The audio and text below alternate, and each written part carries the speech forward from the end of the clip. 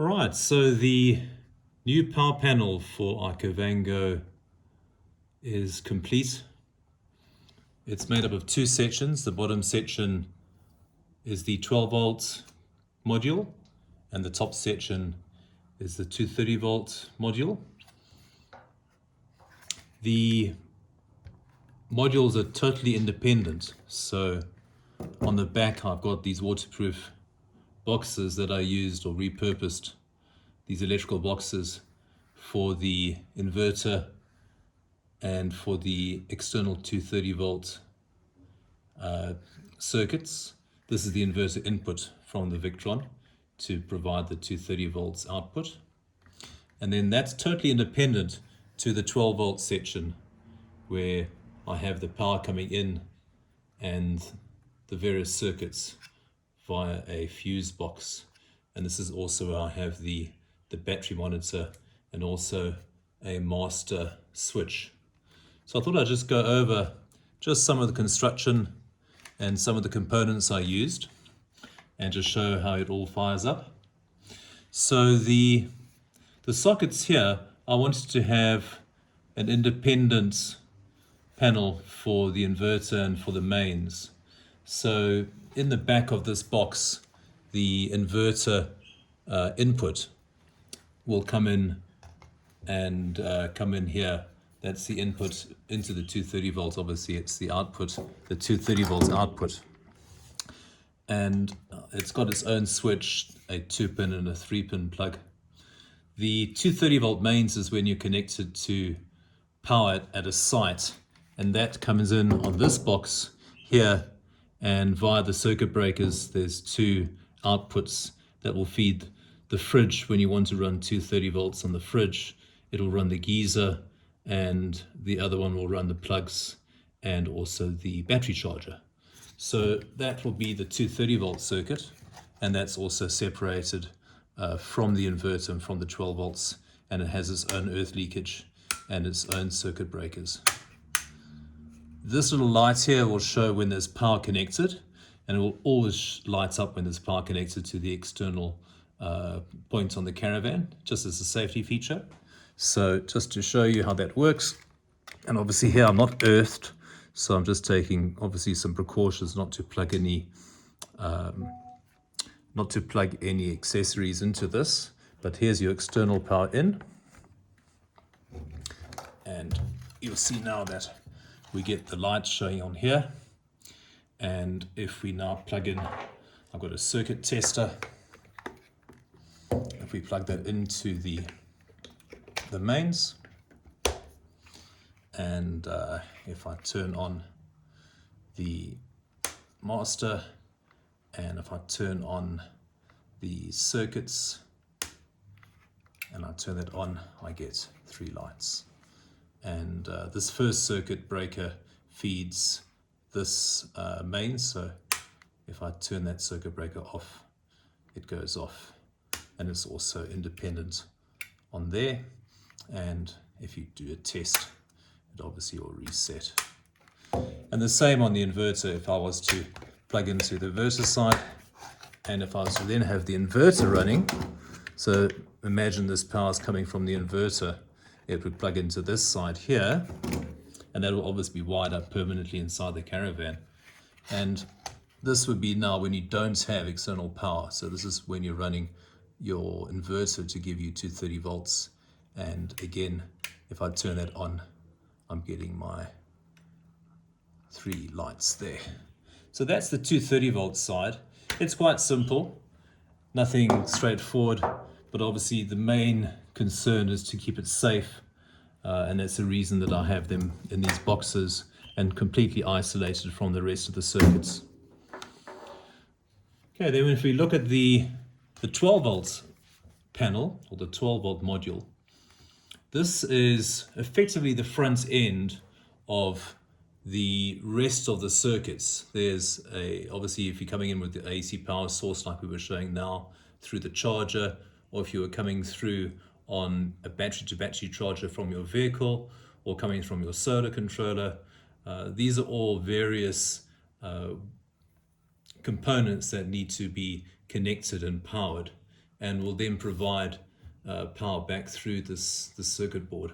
So I have a master switch here. This is a thermal circuit breaker, and that would normally be only used to switch on or off when you're using the caravan, or if there obviously is a fault. And this is actually a 50 amp. It's more than sufficient to provide some protection. And then I had the Victron battery monitor, which is quite nice. It has a Bluetooth link, but it will also give you the status of the battery. And then, as mentioned, each of the individual circuits. So if we look at the way that I've wired this, I've got the positive buzz bar coming in on here, which will go to this isolator switch or that thermal breaker, and it will then come back out to the battery positive, so that it effectively allows you to open and close your battery circuit.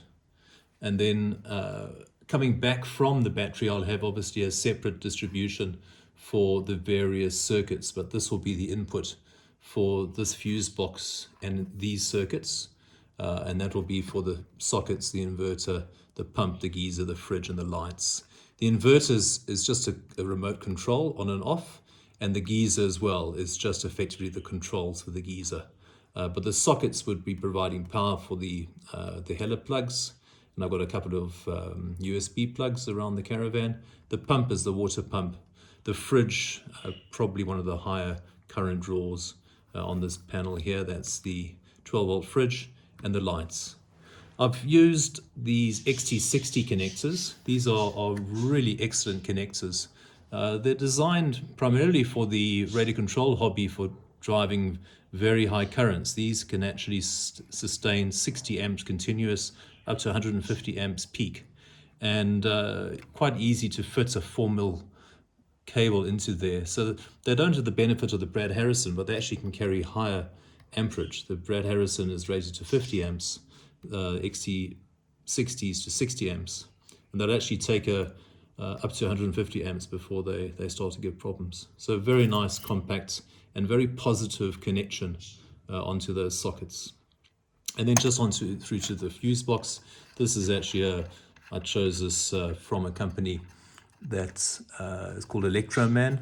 It's designed for marine applications as well, or industrial applications, where you want to have, rather than spade connectors, it uses screw line connectors, and I've got obviously the different fuses for each of those circuits. So that's worked out quite nicely. Just where I found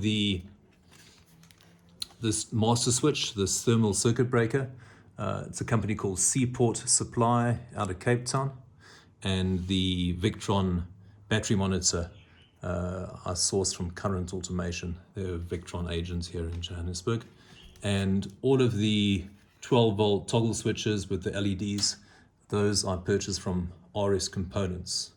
And the Xt60 connectors, they came from a company called Robotics, actually very affordable.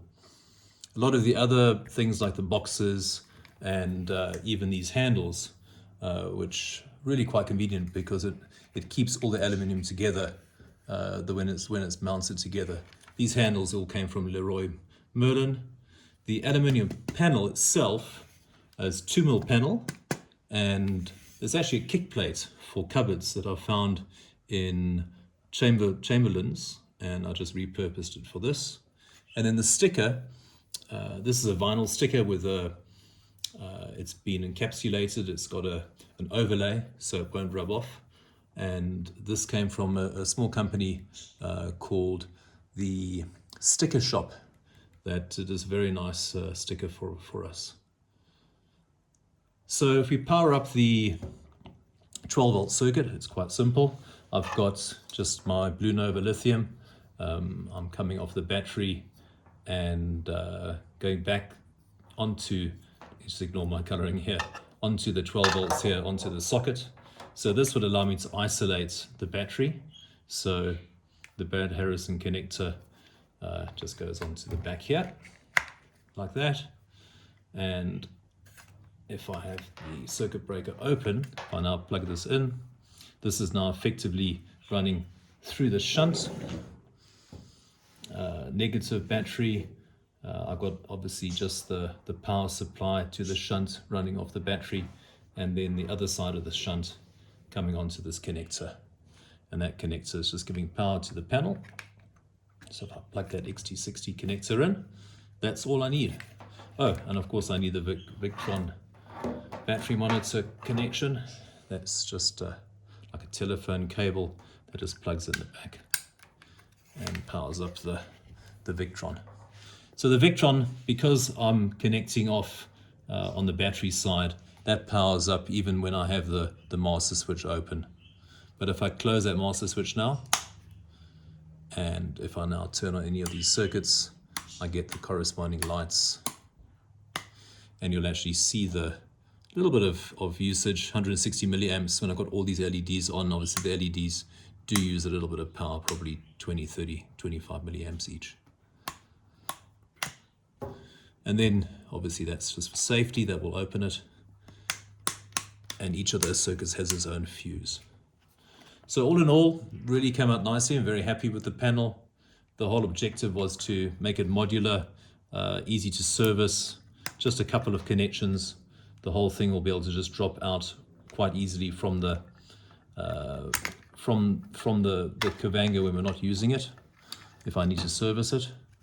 And yeah, overall, we can move on to the next phase of the project, which is to now fit this into the Kavango to replace the 10-year-old panel that came with the Kavango that doesn't support lithium, and to then position all the Victron various components, the inverter, the battery charger, the solar charger, and the B2B 12 to 12 volts charger that's used when you're traveling. So overall, yeah, very happy. It's come out really nicely, and yeah, looking forward to the next phase. Thanks for watching.